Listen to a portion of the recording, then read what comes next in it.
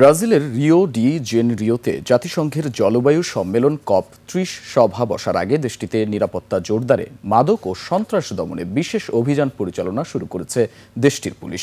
এ সময় সংগঠিত অপরাধ চক্রের বিরুদ্ধে পুলিশের অভিযানে শহরটিতে কমপক্ষে ৬৪ জন নিহত হয়েছেন। এই নিহতের সংখ্যা সাম্প্রতিক ইতিহাসে রিওর সবচেয়ে রক্তক্ষয়ী পুলিশি অভিযানগুলোর অন্যতম। বিস্তারিত নাইম আহমেদের ডেস্ক রিপোর্টে।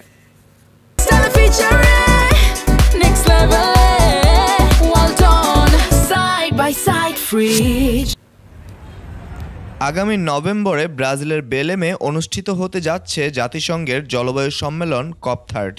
এর আগে এই ইভেন্টের প্রস্তুতিমূলক অংশ হিসেবে আগামী সপ্তাহে এই শহরেই বসছে C40 বিশ্ব মেয়র সম্মেলন এবং প্রিন্স উইলিয়ামের আর্থশট প্রাইজ অনুষ্ঠান। এসব ইভেন্টকে ঘিরে নিরাপত্তা জোরদারে কমান্ডো ভার্মেলহো নামে অভিযান চালিয়েছে রিও ডি জেনেরিওর রাজ্য সরকার। অভিযানে রিও ডি জেনেরিওর ঘনবসতিপূর্ণ বস্তি এলাকা ফেভেলা মঙ্গলবার রণক্ষেত্রে পরিণত হয়। মাদক পাচারকারীদের সঙ্গে পুলিশের তীব্র গোলাগুলিতে মুহূর্তেই ভারী হয়ে ওঠে শহরটির বাতাস। অভিযানে ৬৪ জন নিহত হন, যার মধ্যে রয়েছে ৪ পুলিশ কর্মকর্তা। কর্তৃপক্ষ জানিয়েছে নিহত বাকিরা মাদক চক্রের সদস্য।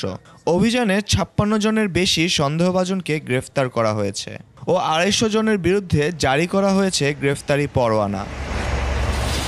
সংঘাতের তীব্রতা এতটাই ছিল যে ফেভেলা কমপ্লেক্স সংলগ্ন ৫০টিরও বেশি স্বাস্থ্য ও শিক্ষা প্রতিষ্ঠানের দৈনন্দিন কাজ বন্ধ হয়ে যায়। নিরুপায় বাসিন্দারা সারাদিন ঘরবন্দি থাকতে বাধ্য হন।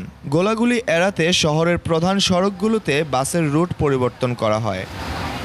রিওতে আন্তর্জাতিক ইভেন্টের আগে বড় আকারের পুলিশি অভিযান নতুন নয়। অতীতে ২০১৪ বিশ্বকাপ বা ২০১৬ অলিম্পিকের আগেও এমন পদক্ষেপ দেখা গেছে। মানবাধিকার গোষ্ঠীগুলোই এই বিপুল প্রাণহানির ঘটনায় স্বচ্ছ ও নিরপেক্ষ তদন্তের দাবি জানিয়েছে। Naim Ahmed, desk report, ২১ television.